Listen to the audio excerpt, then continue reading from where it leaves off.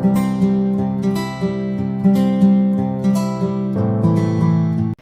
datang di program Parenting SD Cinta Kasih Suci bersama saya Tami, Guru Bimbingan Konseling kelas 1 dan 4. Nah, tidak terasa sudah berdua tahun Bapak Ibu lamanya kita berjibaku dengan pandemi. Kira-kira permasalahan apa saja ya yang kita hadapi dan perlu kita carikan solusinya?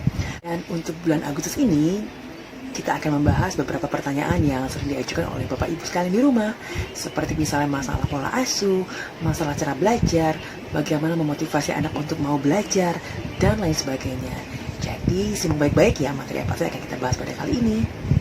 Yang pertama yaitu pola asuh manakah yang paling cocok untuk kita di saat pandemi seperti ini. Nah, Bapak Ibu sekalian, untuk pola asuh sebenarnya banyak sekali ya pola asuh yang ada.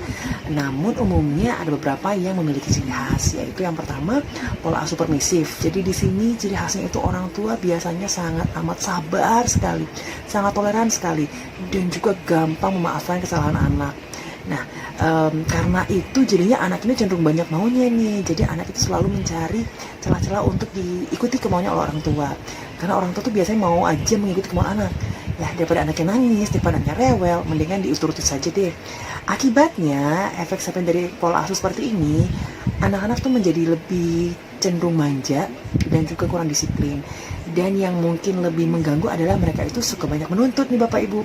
Karena biasa selalu diturutin ya, apa-apa aja mau ini diturutin, oke, mau itu diturutin juga. Akhirnya mereka banyak menuntut dan juga susah bersosialisasi. Ya, itu untuk yang pola asuh permisif.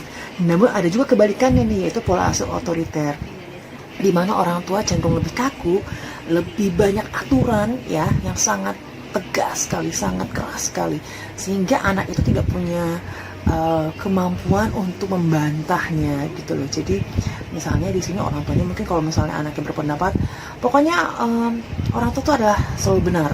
Ya, kalau orang tua salah, ingat peraturan nomor 1, orang tua selalu benar, tidak pernah salah.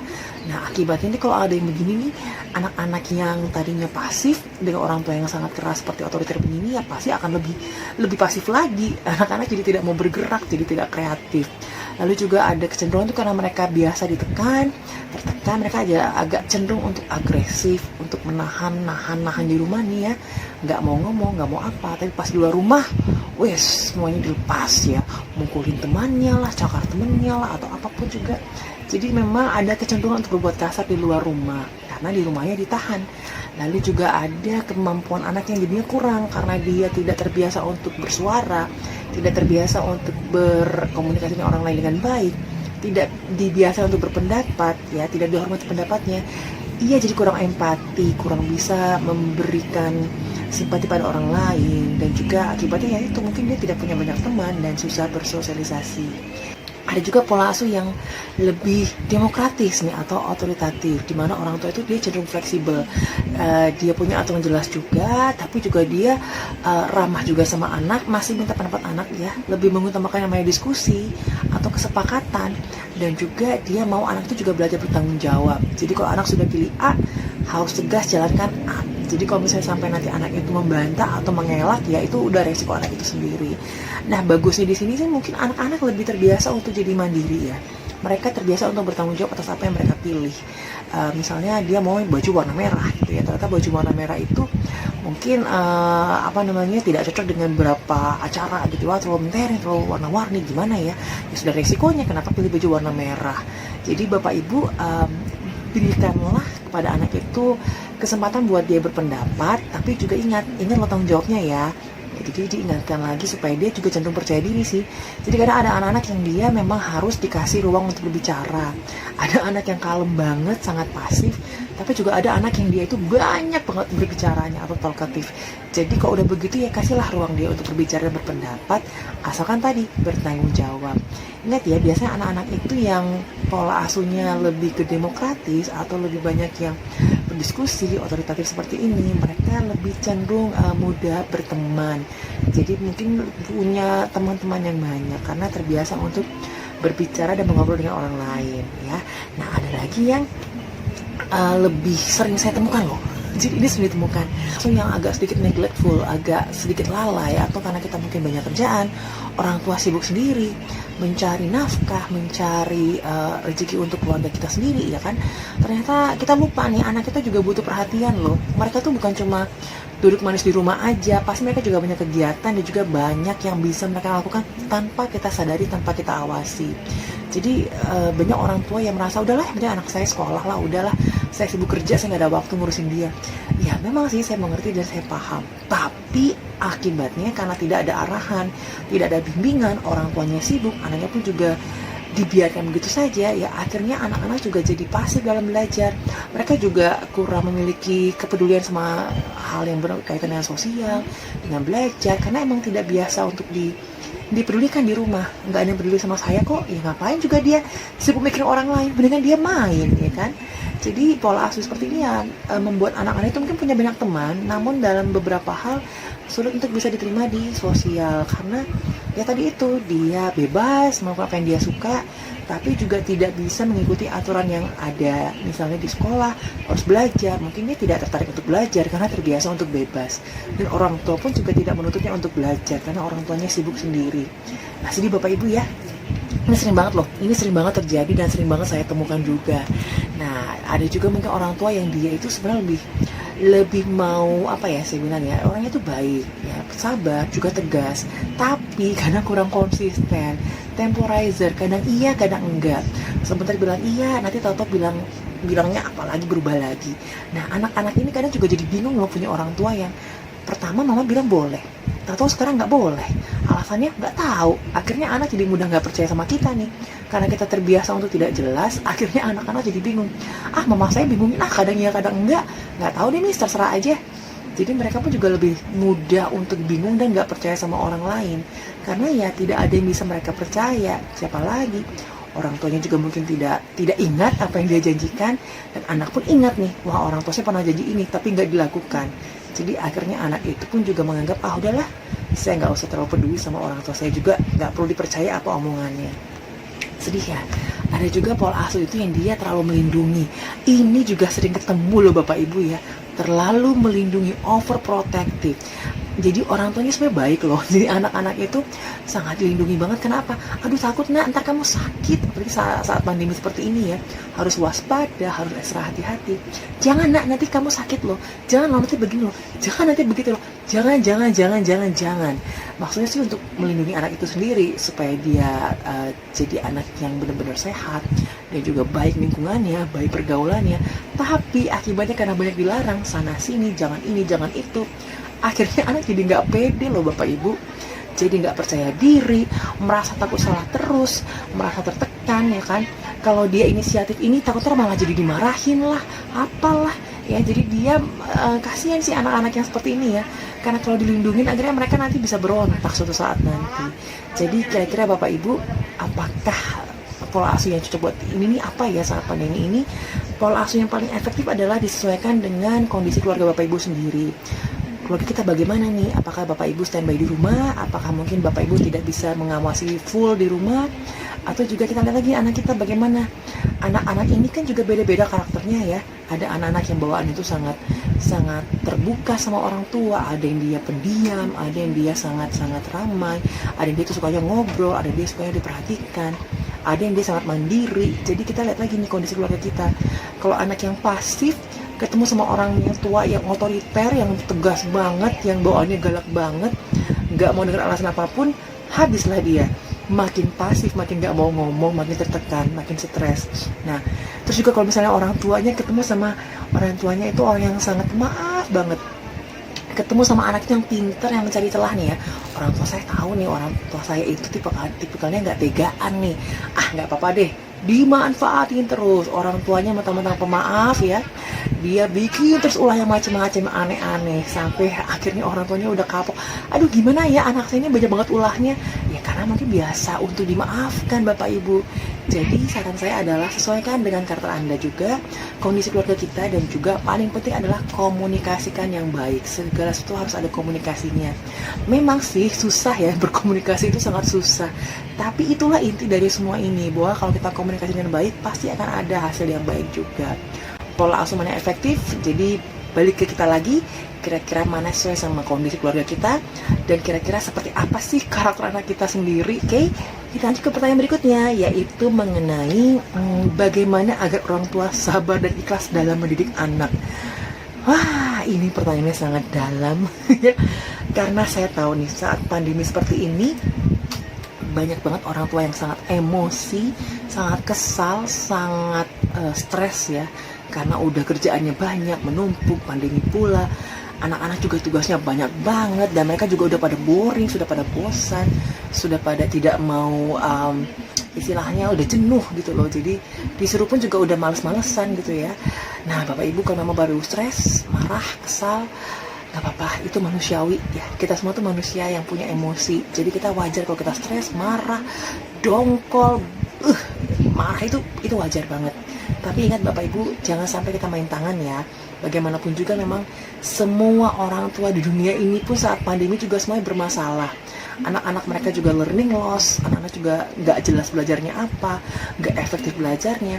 Tapi ya itu tadi, semua kita sama-sama stres, sama-sama bosan di rumah. Cuma tenangkanlah dulu diri Anda ya. Kita tenangkan diri dulu, kita manusiawi loh. Kita marah tuh manusiawi banget. Kita stres itu juga manusiawi. Jadi gak apa-apa, kita tenangkan diri dulu, kita sembuhkan diri kita dulu. Setelah kita sembuhkan diri kita nih sudah agak tenang, tarik nafas, kita pikir-pikir lagi nih, kira-kira perjuangan kita nih untuk dapat seperti ini bagaimana ya. Kita tuh dulu punya anak susah banget loh. Dulu tuh punya anak tuh susah loh, anak saya tuh begini, hamilnya juga susah, saya juga sakit-sakitan. Udah lahir kok anaknya begini ya. Kan kesel sebenarnya, tapi ingat lagi nih, emang Tuhan sudah punya garisnya kok, udah punya garis dan jalannya bahwa kita memang punya anak-anak yang luar biasa unik-unik. Tapi jujurlah, setiap anak itu walaupun unik, aneh, ajaib atau mengesalkan, tapi setiap anak tuh bawa berkah masing-masing Bapak Ibu, ada rezekinya masing-masing. Jadi jangan sampai kita menyesal nih, wah punya anak begini anaknya bawa sial. Nggak mungkin, anak-anak tuh semua itu adalah berkah dan juga rezeki dari Tuhan. Jadi hanya tinggal kita aja nih mengarahkannya bagaimana ya rezekinya ini, berkah ini kita bisa amanahkan, kita bisa jalankan dengan baik. Memang sih kesal, marah, benci banget pasti berasa. Namun tadi itu kita coba lagi sembuhkan diri kita dulu nih ya. Kita sembuhkan dulu, kita sabar dulu, kita tenangkan diri kita dulu, baru kita ngomong ke anak. Ya misalnya si kakak ini berulah, ya kan, kakak nggak mau belajar lah, adiknya juga ngambek lah, berantem lah gitu ya. Kita tenangkan dulu, jadi jangan sampai kita marah, teriak-teriak di depan mereka, atau bahkan sampai main tangan ya. Kita tenangkan dulu, baru kita ajakkan ngomong baik-baik. Kakak, dedek kenapa sih kok bisa begini, ada apa? Karena bagaimanapun juga ya namanya anak-anak tuh pasti akan ada ribut-ributnya Bapak Ibu, nggak mungkin cuma tenang aja, pasti bakal rame. Dan kalau nanti mereka sudah besar nih ya, atau bahkan sudah remaja, berasa nih Bapak Ibu, di anak-anak itu pada nggak mau dideketin lagi. Anak-anak itu udah punya dunia sendiri, udah nggak mau yang namanya dipegang-pegang, diajaran ke mall, nggak mau bareng-bareng sama orang tua, karena dia sudah ngerasa udah dewasa. Jadi pas saat anak-anak ini sekarang masih di rumah, nikmatilah waktu dengan baik, sebaik mungkin, puas-puasin waktu bersama anak-anak. Karena pas nanti mereka sudah tumbuh dewasa, sudah remaja aja, sudah beda lagi karakternya. Pas mereka udah nggak betah di rumah, maunya sama temen terus ya, kita malah nggak dipedulikan. Jadi saran saya adalah komunikasikanlah dengan anak, dan juga negosiasi nih. Kalau anak-anak kan sekarang pinter ya, mam nggak mau aku mau main dulu baru belajar. Nah Bapak Ibu jangan mau kalah. Ayo jangan sampai kalah sama anaknya, karena anak itu pintar banget mencari celah. Orang tuanya lembek, orang tuanya nggak tegas, orang tuanya itu juga gampang dipengaruhi. Dia makin gampang untuk membuat celah nih, ya. Kalau misalnya dia bilang nanti aja belajarnya ya, abis main, Bapak Ibu jangan mau kalah. Pokoknya kalau belajarnya nanti belakangan, berarti waktu mainnya juga berkurang. Jadi Bapak Ibu harus bisa nego nih, kayak dagang tawar-menawar, jangan sampai rugi. Masa kalah sama anak ya kan? Bapak Ibu punya aturan dong, jadi kita yang harus tegas sama anak mengikuti aturan kita. Jangan sampai kita nurutin semua kemauan dia, kita yang rugi dong, rugi bandar, ini malah nggak untung dagangnya. Jadi Bapak Ibu, kita perlu sayang sama anak perlu, tapi tidak harus juga semuanya kita turutin, jadi harus ada yang masuk akal. Yang pasti memang emosi itu memang kita susah loh untuk menjaga, itu manusiawi banget. Apalagi saat pandemi seperti ini ya, kita marah, kita kesel, itu wajar sekali kita emosi. Dan satu yang paling penting adalah jangan suka melabel anak Bapak Ibu ya, kasihan loh anak-anak itu kita label, dasar nih si kakak nih ya orangnya gak pinter banget sih, berkali-kali bilang nggak jelas juga, gimana sih kamu nih, otaknya di mana? Waduh, anaknya cengeng banget sih, penakut, manja banget ya, diteriakin begitu. Apalagi kalau di mana tuh di depan orang banyak, di depan kakak-kakaknya, depan adik-adiknya, atau bahkan di depan om tantenya, semua keluarga. Waduh, harga dirinya bapak ibu tuh pasti sangat sakit sekali. Jadi saran saya kalau kita mau melabel anak itu mendingan jangan deh ya. Mau marah anak pun juga cari waktu yang tepat. Anak-anak itu kalau bisa tuh jangan sampai di depan orang banyak dimarahin, dijewer, ditapok, aduh jangan deh. Jadi kalau gitu ajak ngomong dulu baik-baik, cari tempat yang lebih sepi, ngomong baik-baik berdua. Jadi supaya mereka juga nyaman, aman, dan gak malu gitu loh. Karena kalau kita menegur anak di depan orang juga, anak juga malu loh, apalagi di depan teman-temannya, diomelin, dijewer dan sebagainya. Aduh pasti malu banget ya. Jadi saran saya adalah kita coba komunikasikan dengan baik dan bernegosiasi dengan baik. Jangan sampai bapak ibu kalah sama anak-anak kita. Anak-anak tuh pintar banget loh, apalagi zaman-zaman sekarang. Mereka pintar membaca orang tuanya sendiri. Orang tua saya ini orangnya tuanya tuh gampang lah. Nanti mama saya juga, saya rayu juga udah gampang nih, sudah pintar cincai lah. Tapi kan kita nggak tahu ya bapak ibu namanya anak-anak. Makanya orang tua sebagai kunci di rumah harus bisa menjadi pemimpin yang baik dan juga bisa mengarahkan anak-anak kita. Oke, lanjut ya ke pertanyaan berikutnya, yaitu bagaimana agar anak termotivasi untuk belajar tanpa disuruh. Nah ini dia, ini gampang-gampang susah.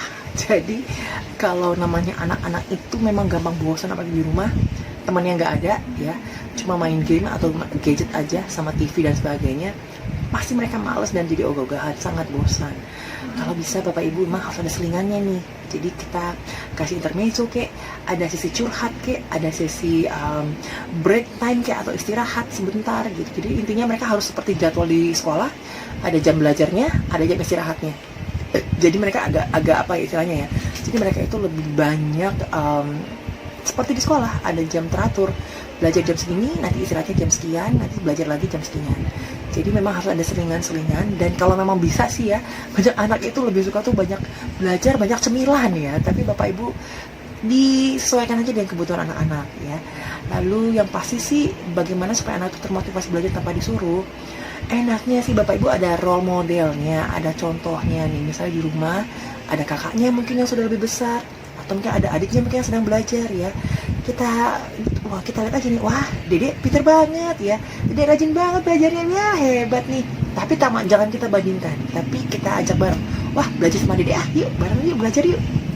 Jadi kita carikan role model buat dia untuk mau belajar juga.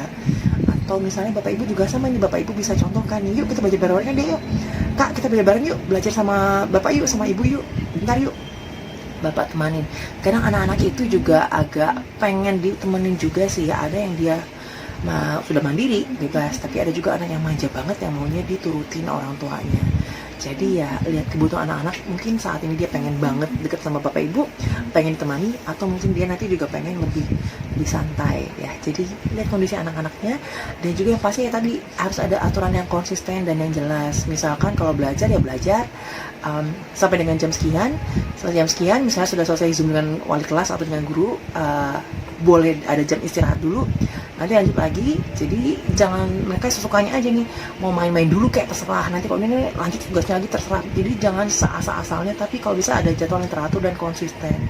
Nah bapak ibu, ada juga nih orang tua yang bertanya, Miss rewardnya apa ya kalau anak saya hadiah buat mereka apa ya kalau saya mau kasih reward nih buat anak saya karena dia rajin. Nah bapak ibu, reward itu sebenarnya sih hadiah itu kan bersifat sebenarnya nggak harus segala sesuatu yang berasal dari benda-benda atau uang ataupun benda-benda yang mahal-mahal. Reward itu sebenarnya pujian pun juga bisa, pujian yang namanya ucapan terima kasih kakak ya hebat banget, atau misalnya wah adik keren nih pinter belajarnya, itu kan juga reward sebenarnya. Jadi reward itu nggak harus dalam bentuk hadiah yang mahal-mahal ataupun hal-hal yang sangat-sangat berharga sekali, misalnya dibelikan gadget lah, PS5 lah, itu sebenarnya sih hadiah yang cukup mewah sih kalau bagi saya ya. Jadi reward itu tidak harus yang mahal-mahal, tapi yang seperlunya saja, yang sewajarnya saja. Jadi kalau memang bapak ibu nggak mampu, yang nggak usah dipaksakan. Jadi ya puji saja mereka, dia hebat ya, waduh kakak hebat nih, anak siapa dulu dong ya, dipuji-puji juga nanti anak juga akan senang. Terutama anak yang lebih kecil ya, mereka tuh biasanya lebih senang tuh dipuji. Kalau anak-anak yang besar mungkin sudah ada maunya ini maunya itu. Tapi kalau anak yang lebih kecil biasanya mereka lebih gampang untuk didekati dan dipuji aja juga cukup sih.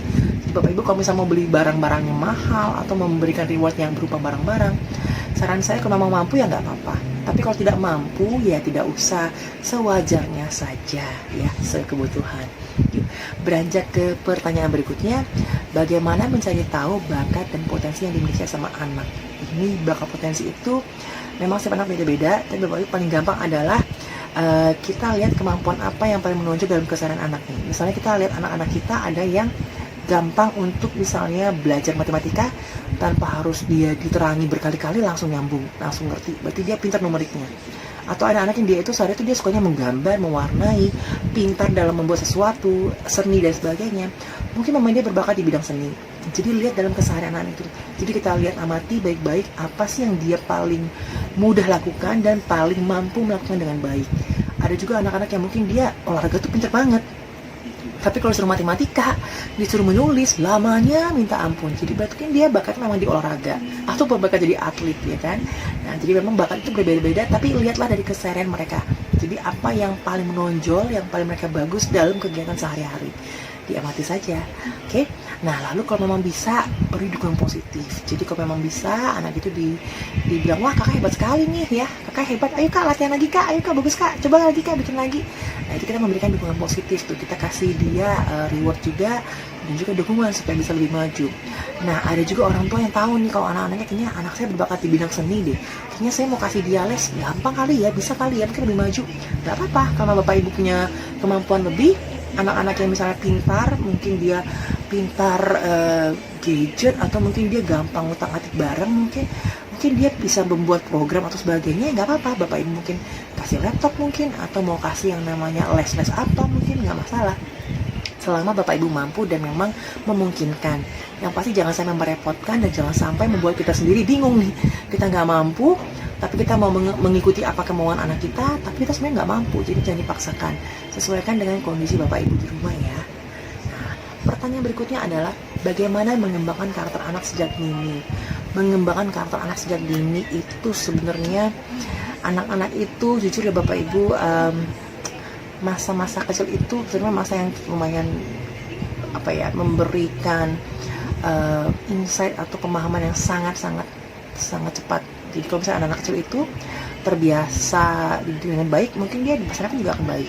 Anak-anak yang tadinya terbiasa untuk dikasari, mungkin besarnya juga akan jadi kasar.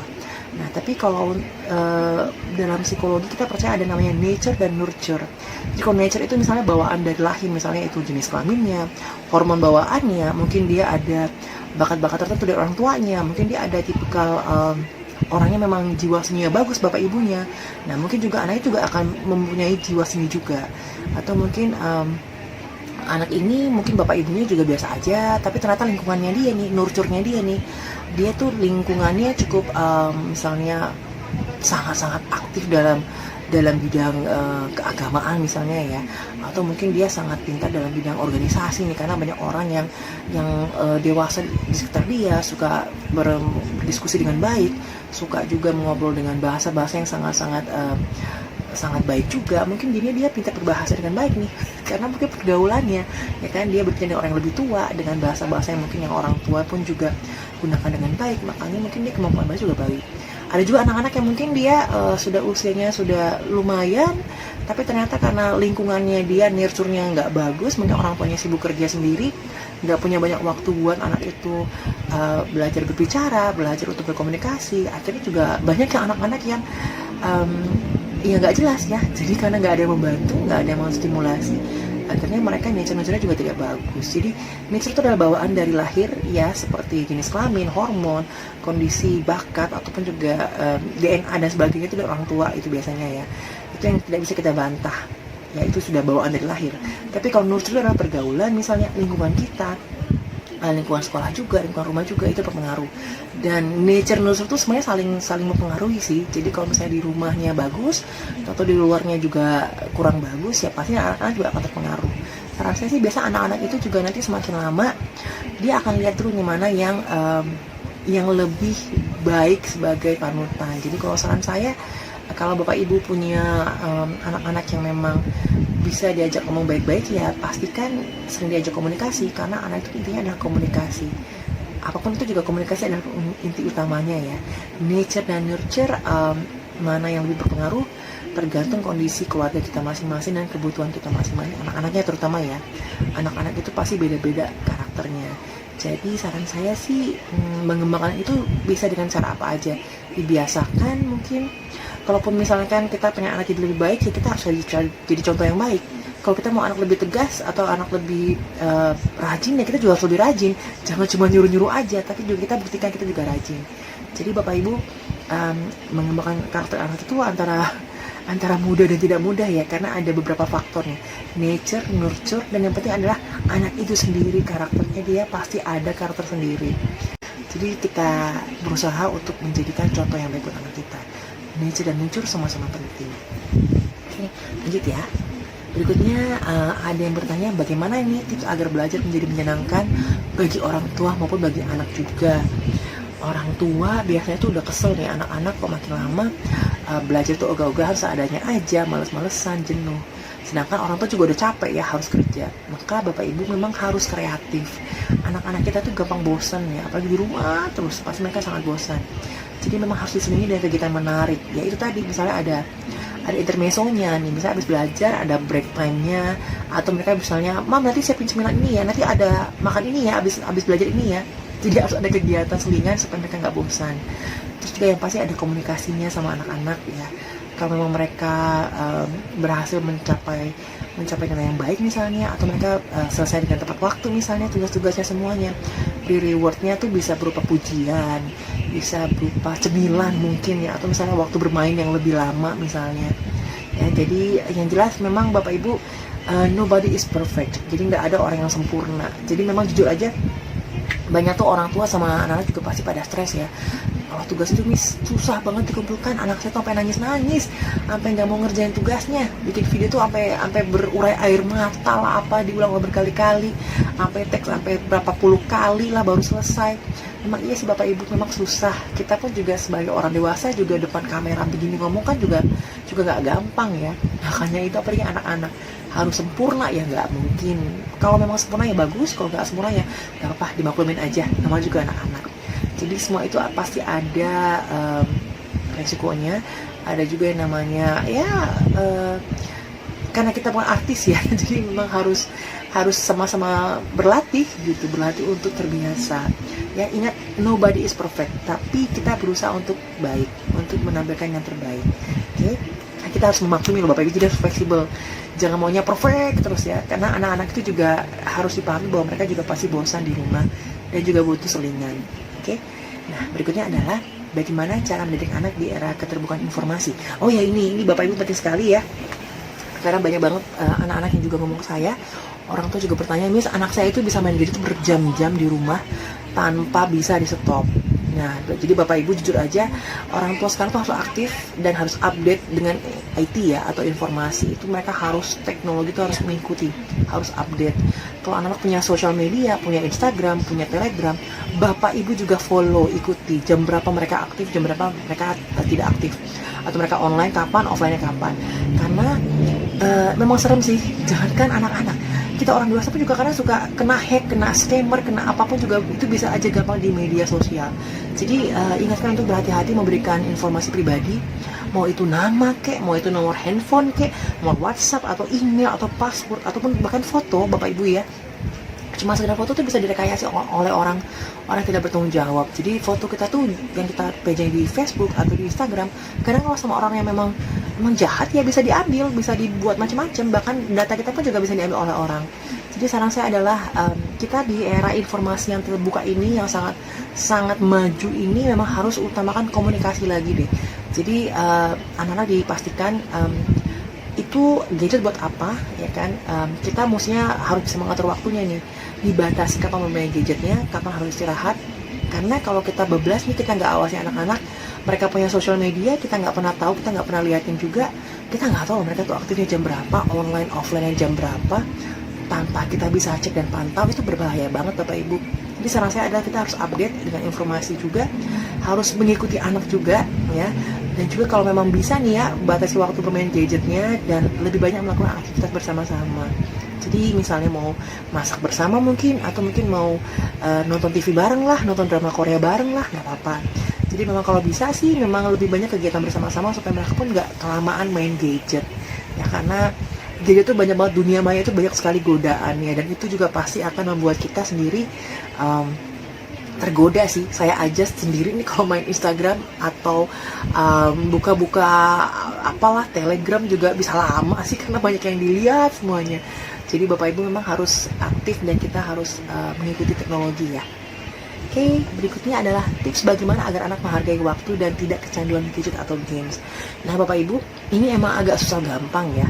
Supaya tidak kecanduan games atau gadget itu memang harus ada penjelasan yang logis. Jadi anak-anak itu selalu merasa bahwa ya mau main apa lagi di rumah, ya udah main gadget aja. Nah orang tua kalau bisa sebagai role model kasih contoh nih, misalnya anak lagi main games, kita juga asik main handphone juga. Kak, itu udah dong mainnya. Jadi kita ngobrol aja deh, udah, handphone taruh dulu, simpan dulu, yuk kita ngobrol dulu dong. Jadi memang orang tua kalau bisa juga jangan di depan anak main game, atau akan di depan anak tuh pegang handphone terus kalau bukan untuk masalah kerjaan ya.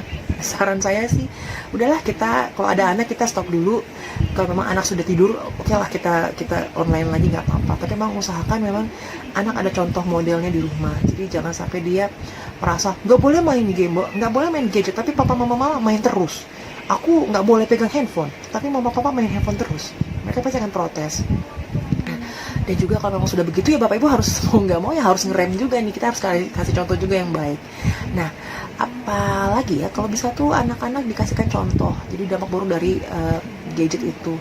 Nah, seringkali itu orang tua mungkin ngasih contohnya juga penjelasannya, Dek, nanti kalau main game tuh nanti matanya hitam loh, nanti matanya kayak zombie loh, segala macam. Ya kalau anak-anak kecil sih masih bisa ngerti ya, anak-anak kecil pasti langsung takut, langsung nangis, langsung nggak mau main games. Tapi kalau anak-anak yang sudah besar tuh udah nggak mempan yang begitu, nanti matanya kayak zombie loh, nanti kamu jadi ini loh, itu udah nggak mempan lagi. Mereka kalau sudah usianya udah kelas 2, kelas 3 SD sih udah nggak mempan, biasanya sih udah pada pinter. Jadi berikanlah contoh lain yang lebih masuk akal Bapak Ibu ya. Misalnya tuh kalau saya tuh kadang suka di kelas kasih contoh, misalnya gamers tuh kayaknya enak hidupnya ya, main game terus banyak hari. Tapi orang nggak tahu, gamers tuh juga mereka juga harus istirahat. Karena kalau mereka kurang istirahat, mereka juga nggak cukup tidur, nggak cukup makan, dan nggak cukup istirahat, berlatih juga, berlatih fisik juga, ya kan mereka akan gampang turun staminanya, bisa sakit. Nanti kalau udah sakit nggak bisa main game, nggak fokus, malah jadi kalah. Jadi kayak gamers itu tuh kalau kita lihat kan keren banget ya, menang lah, apalah, gampang hidupnya. Bahkan mereka juga punya banyak resiko loh. Kasih tau aja nih, anak-anak tahu nggak sih gamers itu ya, mereka tuh yang suka main games itu juga punya masalah loh. Mereka tuh sering banget yang namanya tuh bermasalah di bagian jarinya nih, saraf-sarafnya bisa rusak. Ada yang sampai ke sikunya pun juga rusak ya, karena memang saraf-saraf itu bermasalah, berjam-jam diam begini terus, itu pasti berbahaya. Jadi kasih tahu sama mereka. Bahkan juga sampai ada tuh yang jarinya itu sampai nggak bisa digerakin untuk berapa lama, karena keasikan main games berjam-jam, akhirnya jarinya itu bermasalah. Itu hal yang wajar, dan Bapak Ibu jelaskan nih, itu adalah karena kelamaan bermain games berjam-jam tanpa ada waktu istirahat yang lebih cukup. Jadi kasih penjelasan yang sangat logis. Atau misalnya gampangnya adalah kalau saya sih, misalnya ada anak, Miss boleh nggak sih kita main game lama-lama? Jangan lama-lama loh, bayangin aja atlet sepak bola yang keren aja, mereka pun juga harus istirahat juga loh, ya kan? Kayak pemain bola itu juga, mereka masa suka main bola, pikir main bola terus main bola setiap saat, ya nggak juga dong. Mereka juga harus istirahat, harus juga berlatih, cukup tidurnya, harus makan yang teratur juga, harus minum yang baik juga, nggak minum yang aneh-aneh. Mereka juga punya gaya hidup yang sangat sehat. Karena itu nggak seperti yang orang-orang lihat aja, kelihatannya tuh enak, indah, keren, bagus, padahal tuh banyak pengorbanannya ya. Gamers juga banyak yang pada sakit, tangannya juga, sarafnya juga bermasalah. Atlet pun juga dengan demikian juga, atlet ini mereka juga harus banyak berlatih, harus banyak yang namanya mengorbankan waktu buat di lapangan, ya kan, harus diet juga, harus juga yang namanya disiplin berlatih, ya kan. Benar-benar juga semua itu punya resiko dan punya penjelasannya masing-masing. Jadi Bapak Ibu kalau memang ada anak yang masih ngeyel gitu ya, kenapa nggak boleh kecanduan games, kasih alasan lebih logis yang lebih masuk akal. Oke, selanjutnya lagi, apakah BDR itu bisa efektif dan optimal untuk peserta didik kelas 1? Nah, untuk anak-anak yang lebih kecil, apakah BDR itu efektif? Nah, Bapak Ibu, efektif atau tidak, itu sebenarnya tergantung dari kitanya. Tergantung dengan kondisi dan kebutuhan anak kita. Jadi kalau saya bilang di sini, di seluruh dunia itu semua sekarang mengalami namanya learning loss. Jadi semua anak-anak di dunia, nggak cuma di Indonesia, itu semua itu ada learning loss generation. Jadi mereka itu yang mengalami kemampuan belajar yang menurun banget. Ya, karena apa? Karena memang kita nggak masuk sekolah, kita offline, kita online semuanya. Offline itu, kalau offline kita jelas ya peraturannya begini. Tapi kalau online kan kita nggak bisa memaksakan. Jadi online itu memang membuat anak itu menjadi tidak teratur, tidak efektif belajarnya. Memang iya, diakui memang tidak efektif. Namun kita tidak punya pilihan lain. Mau nggak mau Bapak Ibu harus usahakan itu bisa diterima. Paling tidak anak-anak mencapai standar yang dianggap untuk cukup mampu lah. Kelas 1 biasanya harus sudah bisa membaca, menulis, berhitung. Ya, jadi paling tidak Bapak Ibu, kita mulai pelan-pelan aja, nggak apa-apa. Learning loss itu semua orang tua di dunia pun juga merasakan bahwa ada penurunan, dan itu memang hal yang sangat wajar dan manusiawi, karena memang semua sekolah tuh juga pasti merasakan hal yang sama. Ya, efektif atau tidak tergantung dalam kondisi kebutuhan anak-anak. Ada anak-anak yang dia lebih suka belajar di kelas karena semangat, ya, ada teman-temannya. Ada anak yang tidak mau belajar di kelas karena memang berisik mungkin, atau dia terganggu sama temannya, atau mungkin dia nggak fokus karena banyak teman, jadi banyak yang dilihat, banyak yang dimainkan gitu loh. Jadi itu semua tergantung dari karakter dan kebutuhan anak-anak kita sendiri. Jadi baik atau tidak itu kembali ke kita masing-masing Bapak Ibu ya.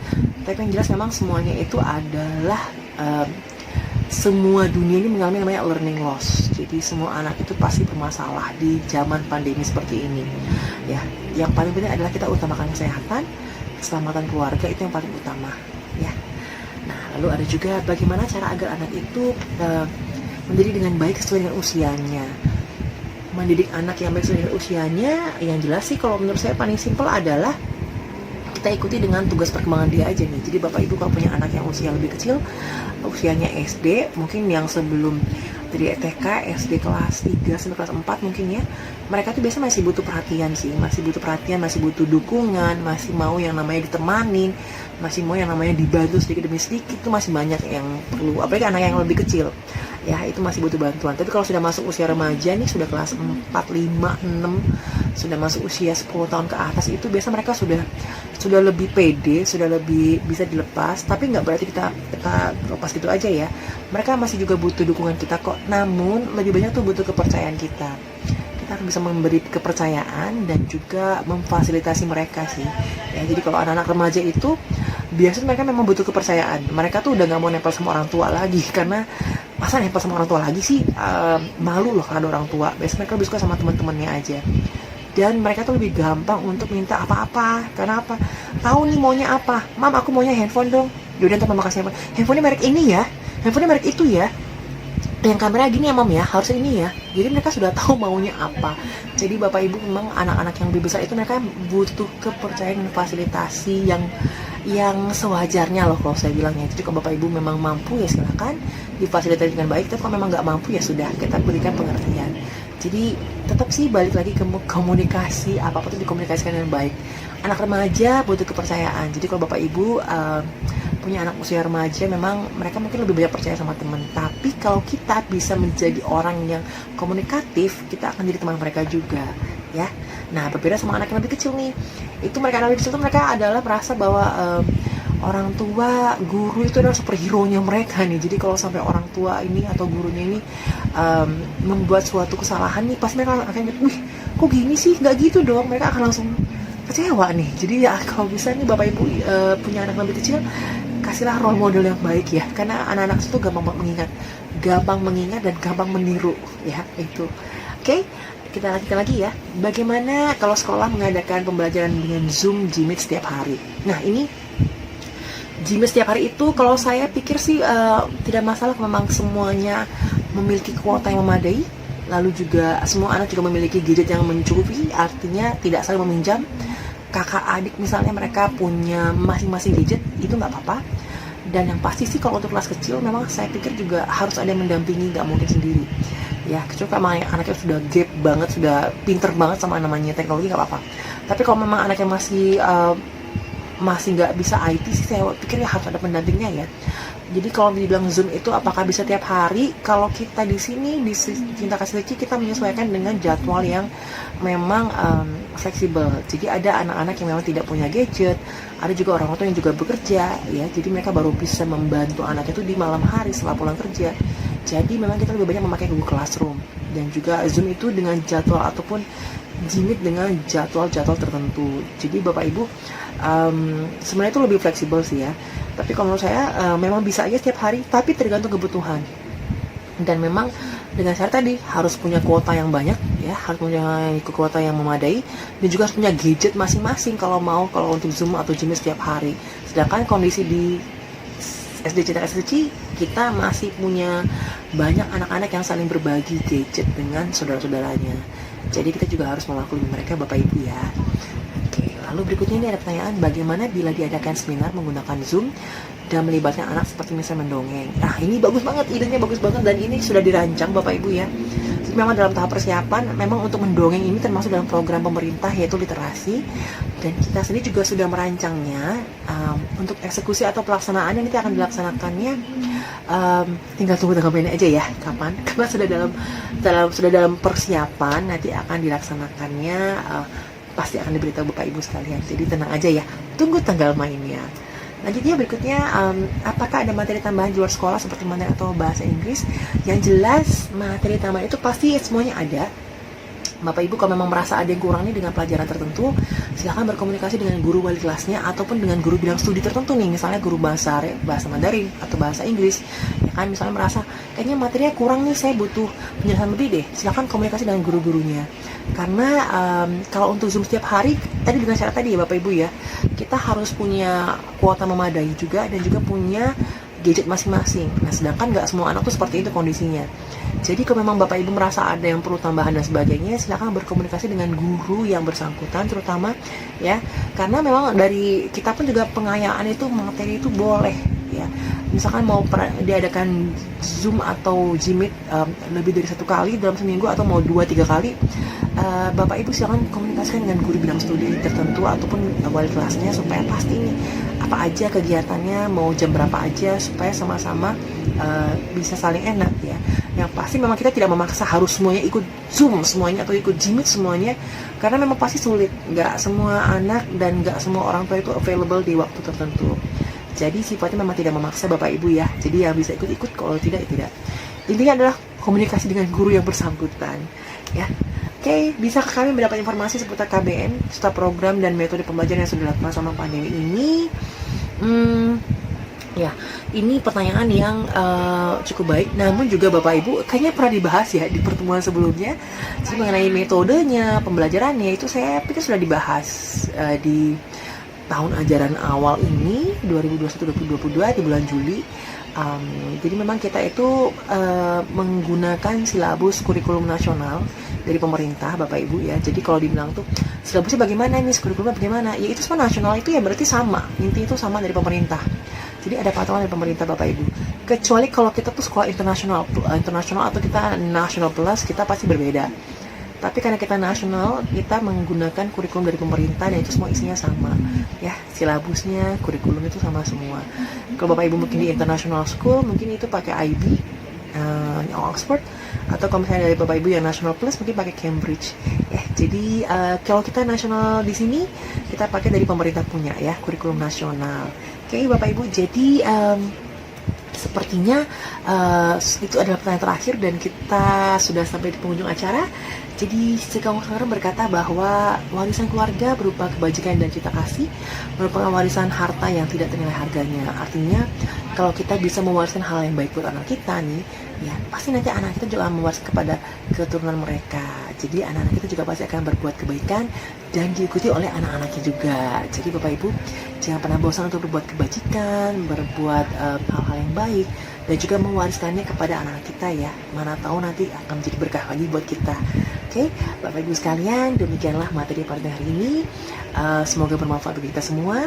Dan bila ada kekurangan atau ada hal-hal yang kurang berkenan, saya mohon maaf. Dan saya Tami undur diri. Sampai jumpa lagi di parenting berikutnya. Terima kasih telah mengikuti parenting ini. Dan jangan lupa jaga kesehatan di mana-mana berada. Kan